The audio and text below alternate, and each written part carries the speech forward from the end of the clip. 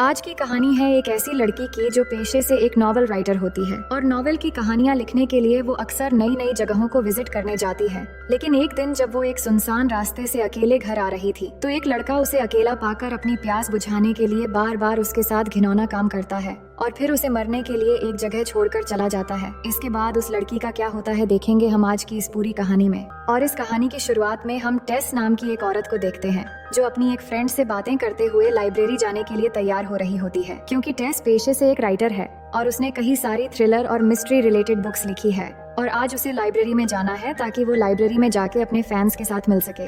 अब तैयार होने के बाद वो घर से निकल जाती है और अपनी कार लेकर लाइब्रेरी में पहुंच जाती है। लेकिन वहां पहुंचने के बाद कार के पास रमोना नाम की एक औरत आती है जो इसी लाइब्रेरी में काम करती है। रमोना टेस से मुस्कुराते हुए बातें करती है और उसकी नई बुक पब्लिक होने के लिए कंग्रेचुलेट करती है। अब दोनों की बातें खत्म हो जाने के बाद टेस लाइब्रेरी के अंदर जाती है और स्पीच देने लगती है जहाँ वो अपने फैंस के लिए कुछ इंटरेस्टिंग बातें करती है। अब ये सब काम खत्म होने के बाद टेस वापस घर आने वाली होती है। उससे पहले यहाँ वो रमोना के साथ बातें करने लगती है तो रमोना बताती है कि तुम तो अब घर जा रही हो तो उसके लिए मुझे एक शॉर्टकट रास्ता पता है। अगर तुम उस रास्ते से जाओगी तो घर जल्दी पहुँच जाओगी। और वो टेस को अच्छे से बताती है कि मैं जिस रास्ते से जाने के लिए कह रही हूँ तुम उसी रास्ते से ही जाना। तो टेस के जाते समय रमोना कार के जीपीएस में लोकेशन सेट कर देती है, जिसके बाद टेस रमोना के बताए हुए शॉर्टकट रास्ते से ही घर की तरफ जाने लग जाती है, ये सोचकर कि इस रास्ते से वो घर जल्दी पहुंच जाएगी। लेकिन कुछ दूर आगे जाने के बाद रोड में पड़े कुछ लकड़ियों के ऊपर से अचानक कार गुजर जाती है जिससे एक लकड़ी टायर में फंस जाती है। तभी वो कार रोक देती है और उसे समझ नहीं आ रहा था कि क्या हो गया है। इसके बाद वो कार से उतरती है और देखती है कि टायर में एक लकड़ी फंस गई है जिसमें लगे कील की वजह से टायर पंचर हो गई है। अब इससे वो बिल्कुल समझ नहीं पा रही थी कि अब क्या करना है और ये जगह भी एकदम सुनसान है। वो चारों तरफ देख रही होती है लेकिन उसे कोई नहीं दिखाई देता। तभी वो एक बस को आता हुआ देखकर उसे रोकने की कोशिश करती है, लेकिन वो बस बिना रुके ही स्पीड से चली जाती है। लेकिन फिर थोड़ी देर के बाद और एक गाड़ी गुजर रही होती है तो टेस उस गाड़ी को रोकने की कोशिश करती है और वो गाड़ी रुक जाती है, जिसके बाद वो उस गाड़ी वाले के सामने जाकर उसको थैंक्स कहती है और उसे मदद करने के लिए बोलती है तो ये आदमी उसकी मदद करने के लिए मान जाता है। इसके बाद वो आदमी अपनी गाड़ी साइड करके नीचे उतरता है और अपना नाम लेस्टर बताता है और यहाँ हम देख पाते हैं कि लेस्टर बहुत ही मोटा और बड़े टाइप का आदमी है। और फिर वो टेस की मदद करने के लिए उसकी कार से एक टायर निकालता है और पंचर हुआ टायर बदलने लगता है और इससे टेस काफी रिलीज फील करती है क्योंकि वो अब जल्दी घर जा सकती है। लेकिन तभी वो लेस्टर के गाड़ी में कील लगा हुआ एक लकड़ी का टुकड़ा देखती है जिससे वो समझने लगती है कि टायर पंचर करने का काम शायद इसी का है। तभी लेस्टर वहाँ से उठकर बिल्कुल टेस के पास आ जाता है और टेस की गला पकड़कर उसे एक पंच मारकर बेहोश कर देता है। फिर अगले सीन में हम देख पाते हैं कि जब टेस की होश आती है तो वो देखती है कि लेस्टर उसके साथ बुरा काम कर रहा है जिससे उसे बहुत दर्द हो रहा था। तो वो जोर जोर से चिल्लाने लगती है और लेस्टर को हटाने की बहुत कोशिश करती है, लेकिन वो टेस को बहुत बेरहमी से मारता है और अपना काम जारी रखता है। फिर आगे हम देखते हैं कि लेस्टर अपना काम पूरा करके टेस को अधमरा हालत में उठाकर जंगल के बीच एक जगह पानी में ले जाकर फेंक देता है और यहाँ वो टेस को चेक करता है और उसे लगता है कि वो मर गई है और फिर टेस की हाथ पकड़कर घसीटते हुए ले जाकर उसे एक बड़ी सी पाइप के अंदर छोड़कर वहाँ से भाग जाता है। लेकिन उसके जाते ही हम देख पाते हैं कि टेस अभी भी जिंदा है, पर उसे बहुत ही ज्यादा चोट आने की वजह से वो ठीक से खड़ी भी नहीं हो पा रही होती है। पर इसी हालत में वो खुद को संभलते हुए आगे बढ़ने लगती है। तभी वो देख पाती है कि पाइप के अंदर पहले से ही कई सारे लड़कियों की सड़ी हुई लाशें पड़ी हुई हैं, जिन्हें लेस्टर ने ही रेप करके मार के फेंक दिया है। लेकिन वो किसी तरह वहाँ से लड़खड़ाते हुए बाहर निकल आ जाती है और फिर किसी तरह हिम्मत करके लड़खड़ाकर चलते हुए अपनी घर की ओर जाने लग जाती है। अब रास्ते से जा रही थी तभी पीछे से एक गाड़ी आ रही होती है तो वो बुरी तरह से डर जाती है और डर के मारे साइड में एक जगह आकर छिप जाती है। फिर गाड़ी गुजर जाने के बाद थोड़ी दूर आगे जाने पर उसे एक शॉप दिखाई देता है तो वो उस शॉप के वॉशरूम में आकर खुद को थोड़ी बहुत साफ करने के बाद शॉप के फोन से अपने एक दोस्त को कॉल लगाती है।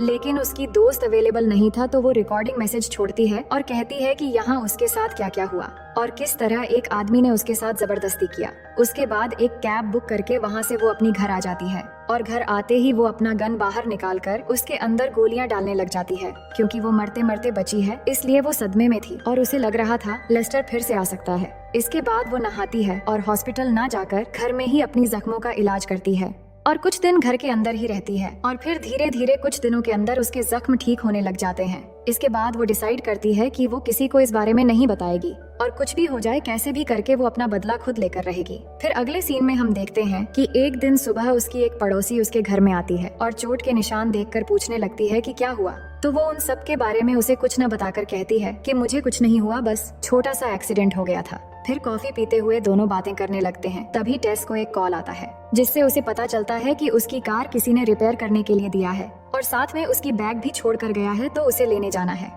और इससे वो समझ जाती है कि लेस्टर ने ही ये होशियारी की है ताकि पुलिस को एक सुनसान जगह पर कार ना मिले और किसी पर शक भी ना हो। इसके बाद टेस अपनी कार लेने के लिए वहाँ पहुँच जाती है जहाँ पर उसे एक औरत मिलती है जो टेस को कार की चाबी और उसकी बैग देने लगती है।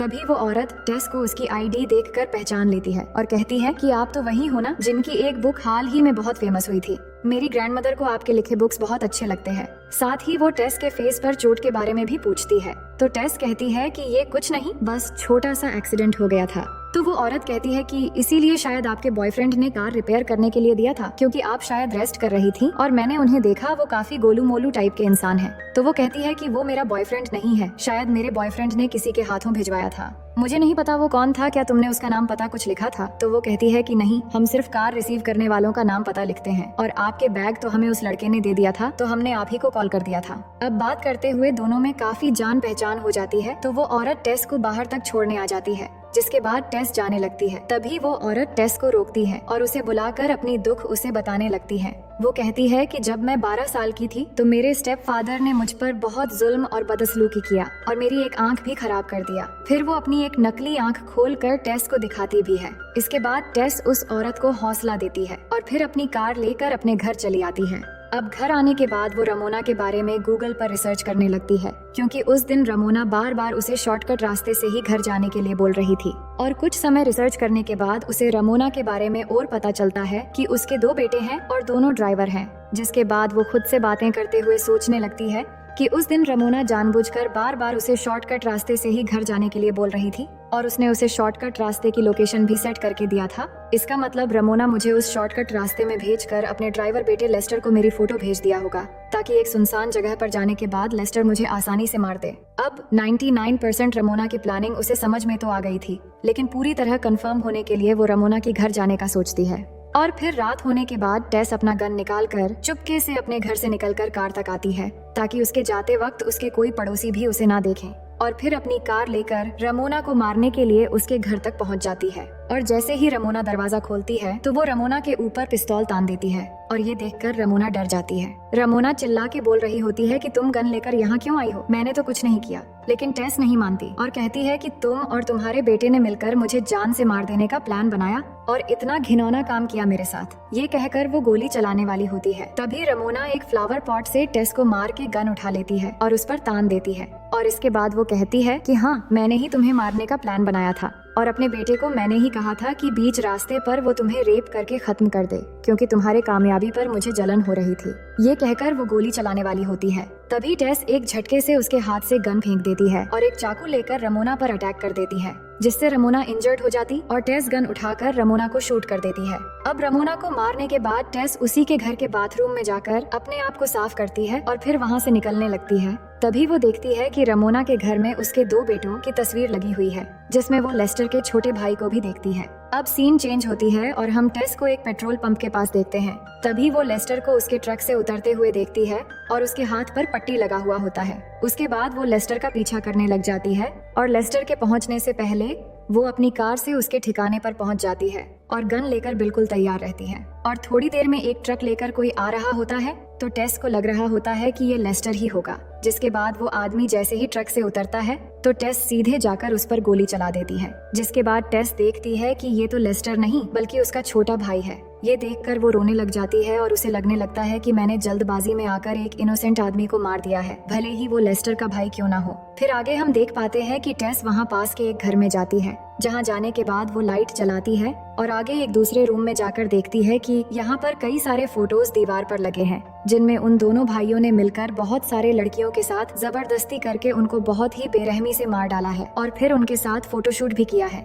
ये देखकर वो समझ जाती है कि ये दोनों भाई अपनी प्यास बुझाने के लिए लड़कियों को उठाकर उनके साथ बुरा काम करते हैं। लेकिन तभी वहाँ रखे प्रिंटर से टेस की भी एक फोटो निकल आती है, जिसे देखकर उसे थोड़ा थोड़ा याद आने लगता है कि जब लेस्टर उसके साथ बुरा काम कर रहा था तो पास से ही उसका छोटा भाई इन सब की तस्वीर ले रहा था और अब उसे लेस्टर के छोटे भाई को मारने का कोई भी अफसोस नहीं है, क्योंकि ये दोनों भाई ही इन सब में शामिल थे। इसके बाद वो अपनी तस्वीर वहाँ से लेकर बाहर निकल आ जाती है और बाहर आने के बाद उसे एक आवाज सुनाई देने लगती है, तो वो देखती है कि लेस्टर यहाँ आ गया है और कुछ काम में बिजी है। जिसके बाद टेस धीरे धीरे करके कदम बढ़ाते हुए लेस्टर के पास चली जाती है। तभी लेस्टर समझ जाता है कि उसके पीछे कोई है और वो घूम कर देखता है कि वहाँ तो टेस खड़ी हुई है, तो वो चौंक जाता है और कहता है कि मैंने तो तुम्हें मार दिया था, फिर तुम जिंदा कैसे हो गई? तभी टेस उसके जांघ पे गोली मार देती है, पर लेस्टर खड़ा हो जाता है और गुस्सा होकर टेस की तरफ आने लगता है। तभी वो फिर उसके पेट पर गोली मारती है, लेकिन इस बार भी उसे ज्यादा कुछ नहीं होता और वो फिर से खड़ा हो जाता है। फिर टेस और एक बार गोली चलाती, लेकिन गन की गोली खत्म हो जाती है और वो आगे बढ़ने लगता है, तो टेस डर के मारे भागने लगती है, लेकिन लेस्टर उसे मारने के लिए बाहर निकल पाता। तभी वो लेस्टर के सर पर कील लगा हुआ एक लकड़ी से मार देती है, जिससे लेस्टर दर्द के मारे चिल्लाने लग जाता है और दर्द से चिल्लाते हुए कील वाला लकड़ी सर से निकलता है।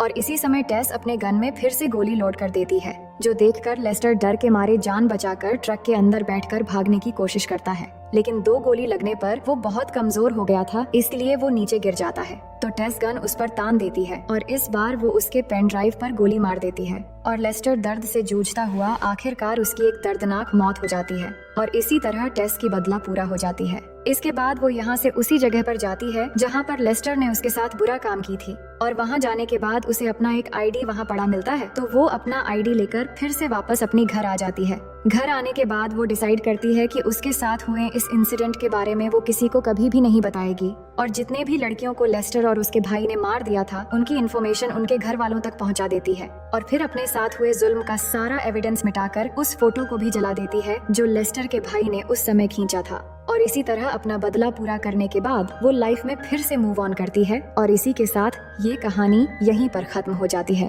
तो दोस्तों, मैं उम्मीद करती हूँ कि ये कहानी आपको बेहद पसंद आई होगी और अगर आप मेरे चैनल में नए हैं तो वीडियो को लाइक करके चैनल को सब्सक्राइब कर लीजिए।